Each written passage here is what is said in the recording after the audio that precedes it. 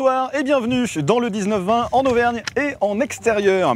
Ce soir, nous avons troqué notre plateau de Chamalières pour un autre plateau, celui de Gergovie. Nous allons vous faire découvrir le nouveau musée archéologique de la bataille qui va ouvrir ses portes dans quelques semaines. On s'intéressera aux trésors enfouis de la région et à l'histoire qu'il nous raconte. Vous avez rendez-vous avec un professeur d'archéologie. C'est l'interview du jeudi présentée par Marie Morin. Je suis Frédéric Trémant, professeur d'archéologie à l'Université Clermont-Auvergne et titulaire de la chaire d'Antiquité nationale. Je suis responsable du laboratoire d'archéologie à la Maison des sciences de l'homme de Clermont. J'ai fait mes études au lycée Henri IV, puis à l'Université d'Aix-en-Provence. Ma thèse a porté sur la Provence protohistorique et antique, mais j'ai travaillé également en Italie, au Portugal et en Algérie notamment. Je suis spécialiste du monde romain et plus particulièrement de la Gaule.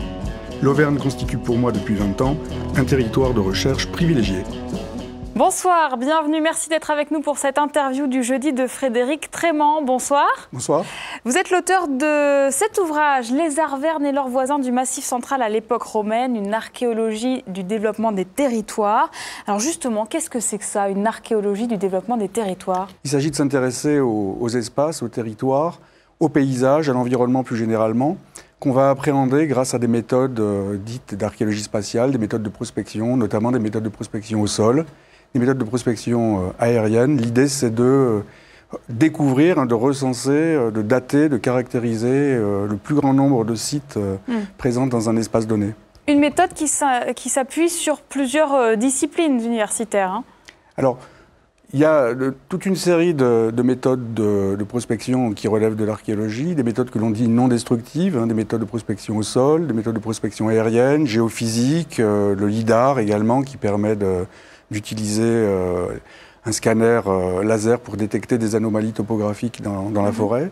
Mais il s'agit également de reconstituer l'environnement, les paysages, les interactions entre sociétés et milieux dans la longue durée, avec toute une batterie de méthodes dites paléo-environnementales, l'étude des pollens, des charbons notamment. Et finalement, qu'est-ce que ça apporte de plus qu'une approche plus traditionnelle au niveau de vos recherches ? L'intérêt, c'est de replacer, par exemple, les grands sites archéologiques bien connus en Auvergne. Je pense à Coran, à Gondol, à Gergovie ou à Auguste-Némétou, même que l'on cite fréquemment, dans leur territoire, dans un système de peuplement, des réseaux d'organisation du territoire pour comprendre en fait l'économie et toutes les raisons qui ont motivé leur développement. Alors justement, quel est le résultat? Qu'est-ce qu'on a compris du développement régional qui s'est dégagé sur l'Auvergne à l'époque romaine? Alors pour l'époque romaine, l'un des apports majeurs de cette archéologie au cours des 2 dernières décennies, ça a été la mise en évidence de toute une série d'agglomérations dites secondaires, donc de petites ou moyennes villes, parfois grandes villes, sur l'ensemble du territoire. Donc on en connaissait très peu il y a une vingtaine d'années. Aujourd'hui, on en compte quelques dizaines. C'est également la possibilité de mettre en évidence toute une série de fermes et surtout de villas, de grands domaines aristocratiques qui jalonnaient les campagnes. Autour de Clermont-Ferrand principalement ? Alors l'effort de prospection a porté et continue de porter sur la Grande Limagne, le bassin de Clermont-Ferrand et toutes ces terres noires qui ont été drainées et intensivement cultivées à l'âge du fer et à l'époque romaine et depuis.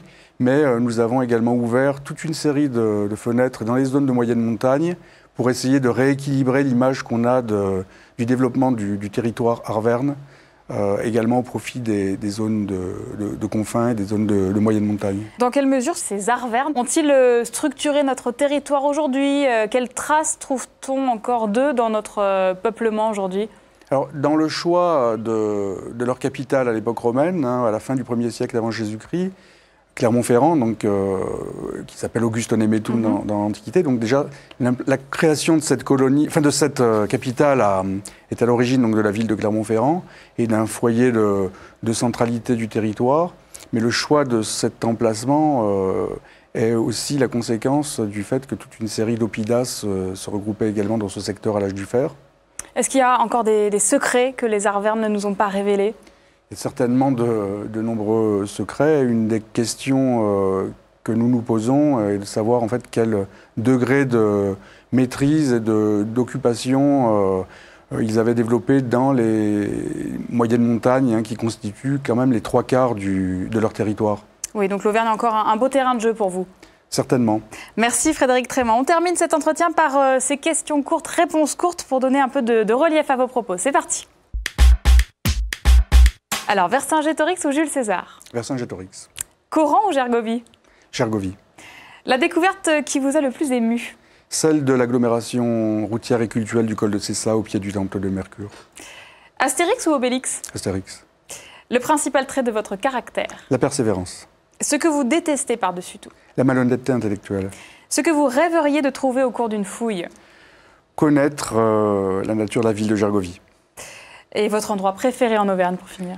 La chaîne des Puys, mais aussi le Forez. Merci beaucoup Frédéric Trémant. Je rappelle qu'on peut retrouver votre travail dans cet ouvrage, Les Arvernes et leurs voisins du Massif central, une archéologie des territoires. Ça fait quand même 1000 pages. Merci encore, restez avec nous. Le 19-20 continue dans un instant. 19-20 spécial archéologie en direct du plateau de Gergovie. À très bientôt.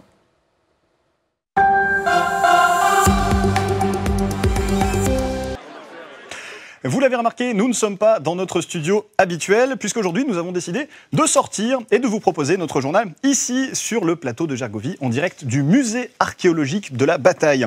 C'est un bâtiment tout neuf qui ouvrira ses portes au public le 19 octobre. On a de la chance puisqu'on va pouvoir le découvrir avant tout le monde. On va parler de ce lieu, de sa création, de ce qu'il raconte avec nos invités, de l'archéologie dans la région. Et on commence tout de suite avec la dernière grande découverte archéologique dans les environs. C'est une trentaine de menhirs mis au jour à Vermonton, dans le Puy-de-Dôme, lors des travaux d'élargissement de l'autoroute A75. Pascal Franco, Olivier Martinet. Ils étaient là, sous terre, à quelques kilomètres au sud de Clermont-Ferrand, dans un champ le long de la 75. En octobre 2018 commence une campagne de fouilles archéologiques préventives.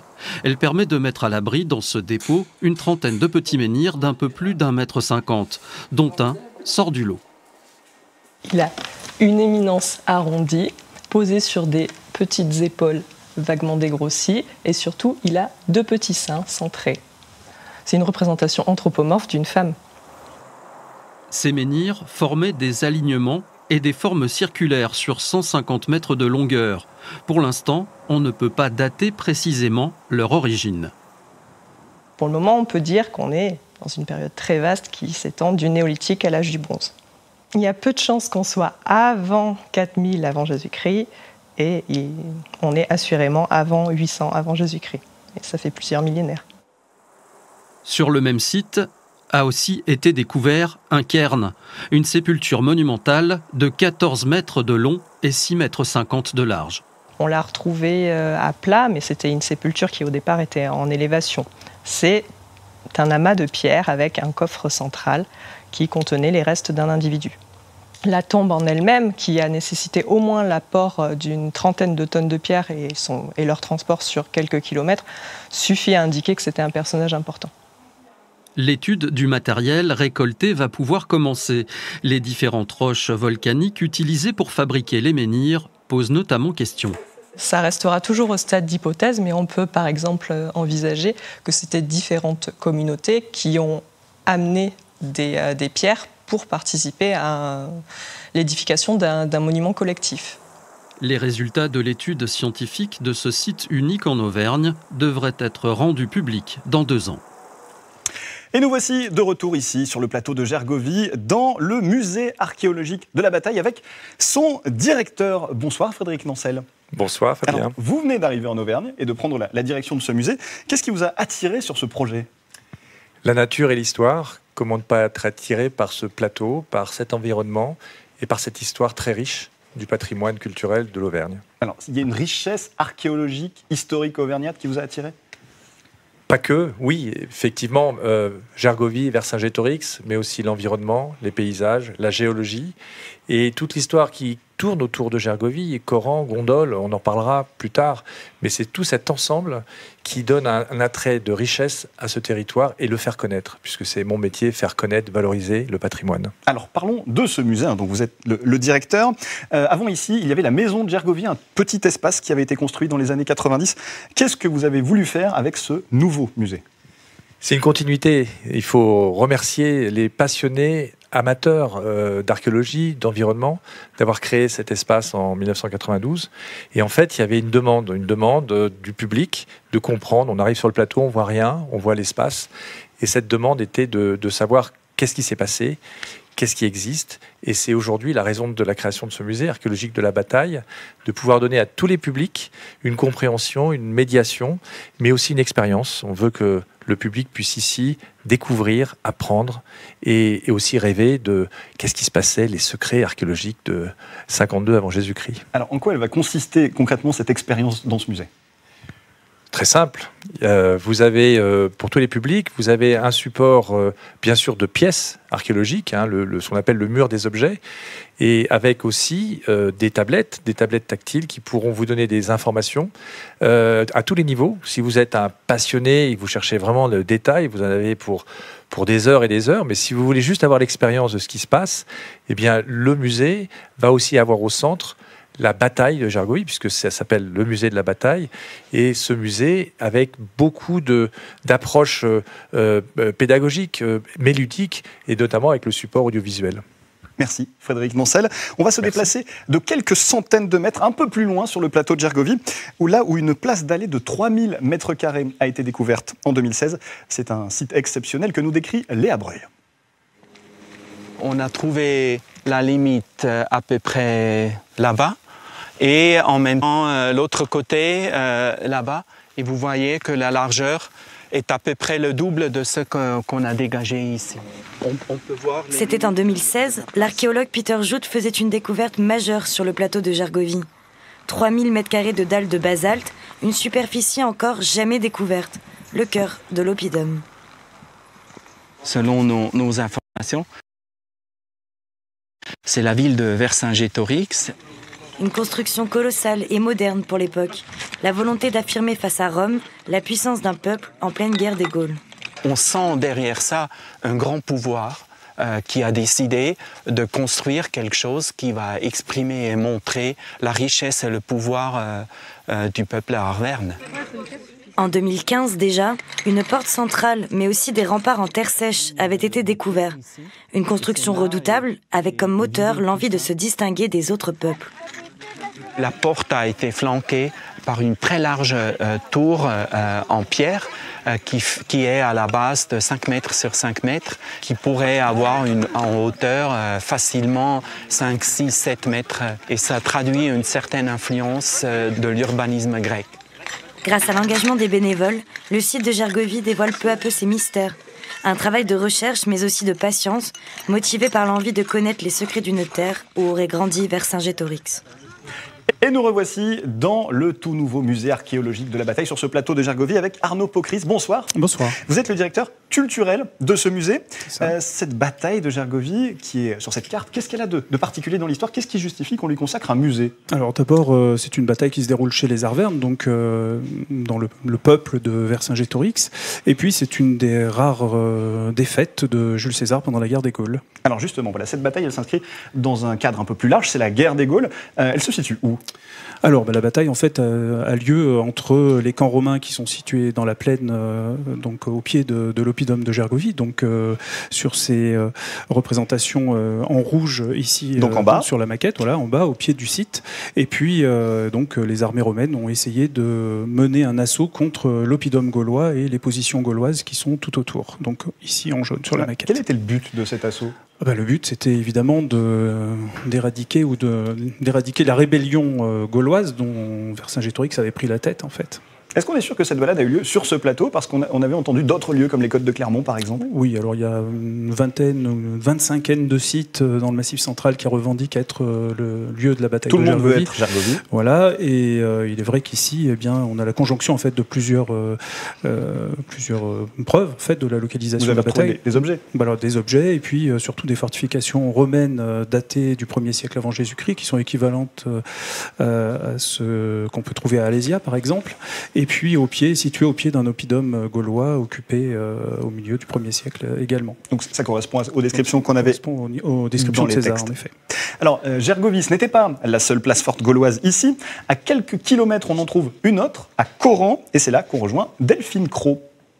Bonsoir Fabien, bonsoir à tous. Il y a plus de 2000 ans, 3 oppidas, 3 cités ont été créées dans le Puy-de-Dôme. À Gergovie, où vous êtes, à Gondol et à Coran, où je me trouve. Regardez, ici, il y avait un sanctuaire entouré de maisons, d'échoppes et de marchés. Depuis 2001, les archéologues mènent de nombreuses fouilles.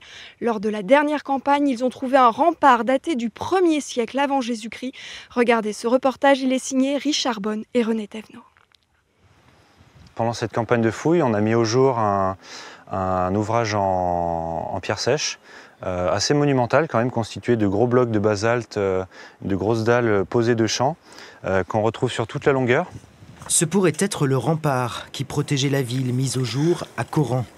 La campagne de fouilles qui s'achève a permis de découvrir de nouveaux vestiges de l'époque gauloise.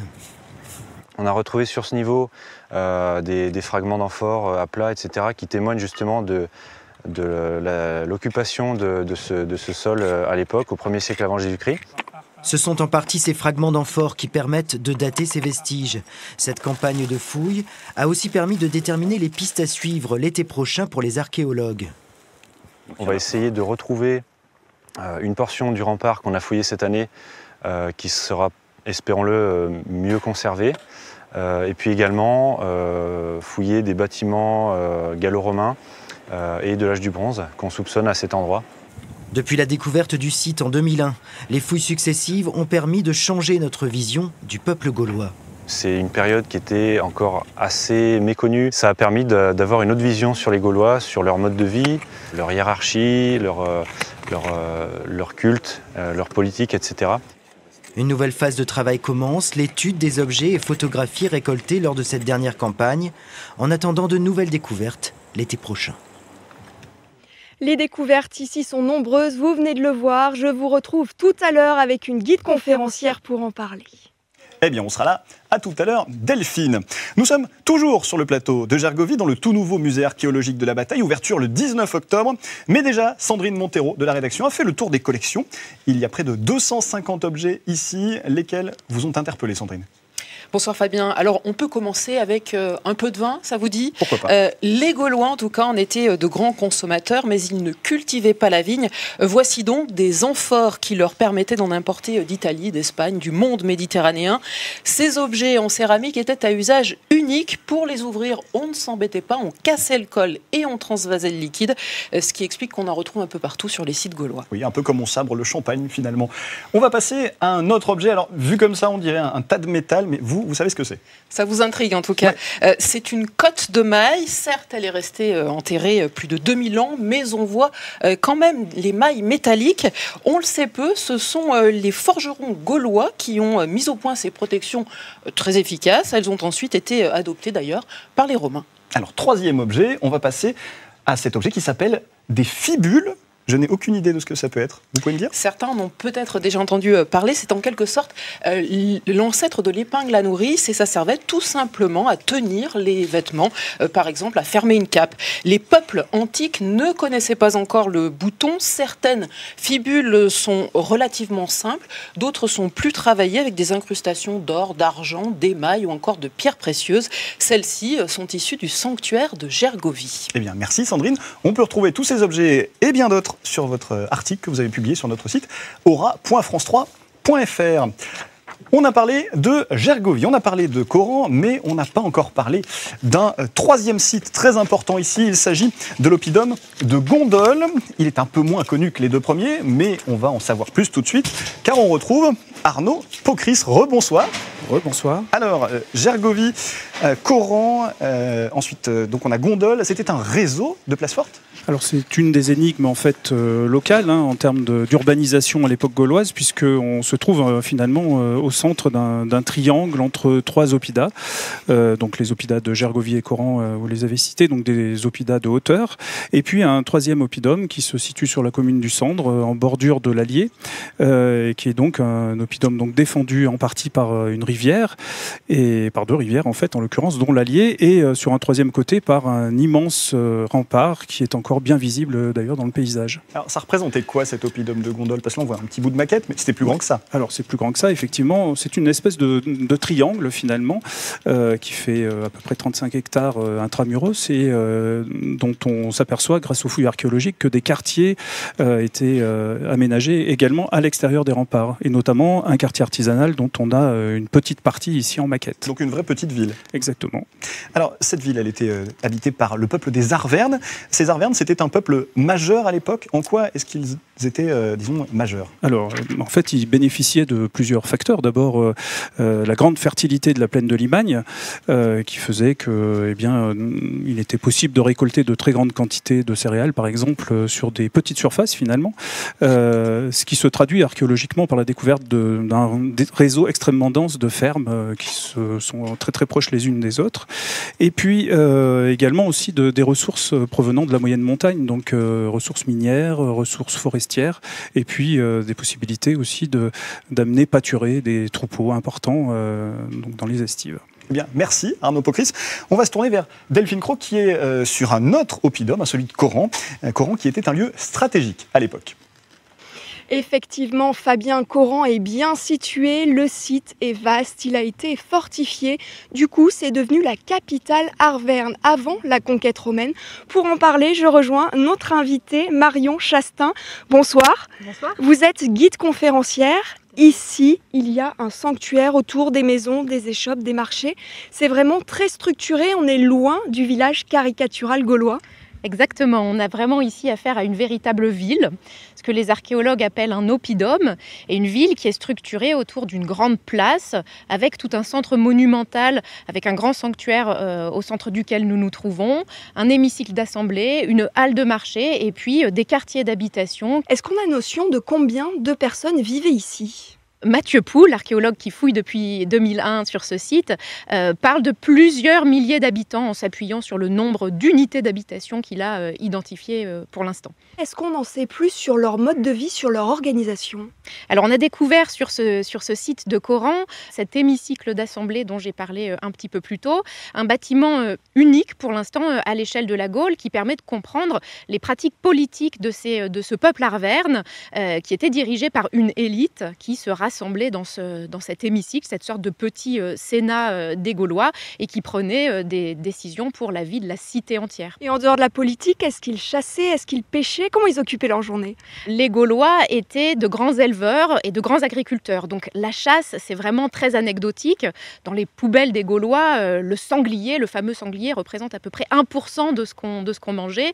Donc les Gaulois travaillaient la terre, et notamment la très riche plaine de Limagne qui se trouve juste au pied du site de Coran. Et puis on a la trace d'activités commerciales extrêmement importantes ici, notamment avec les Romains. Ces Romains qui vendaient aux Arvernes et aux Gaulois beaucoup de vin que les Gaulois ne produisaient pas.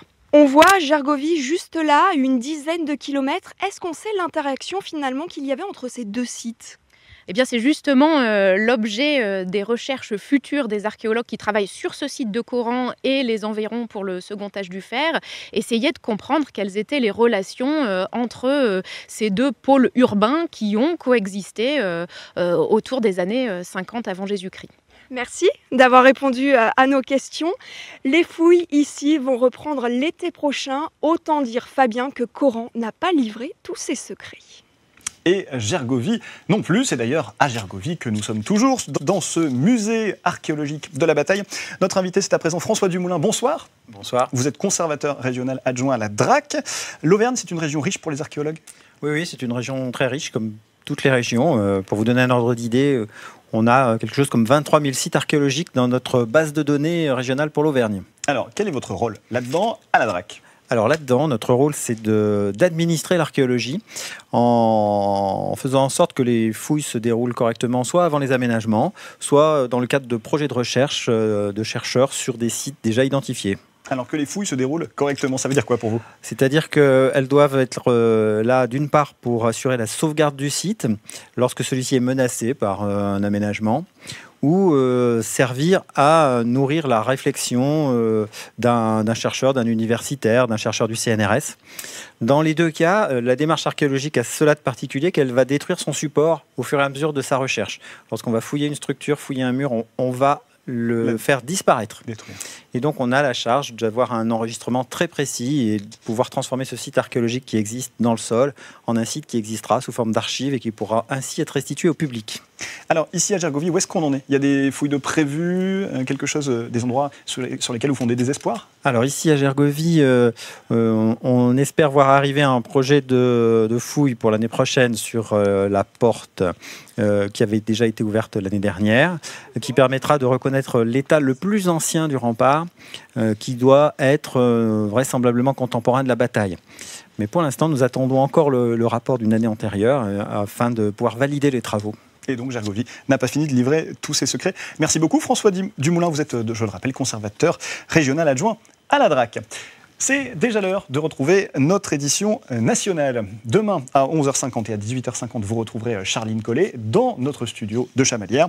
Merci aux équipes du MAB, le musée archéologique de la bataille, qui nous ont accueillis. Rendez-vous à partir du 19 octobre pour les visites. Merci aussi à toute l'équipe technique, à toute l'équipe rédactionnelle qui a permis l'élaboration de ce journal ici à Gergovie et aux équipes sur le terrain. Passez une très bonne soirée sur France 3. À très vite.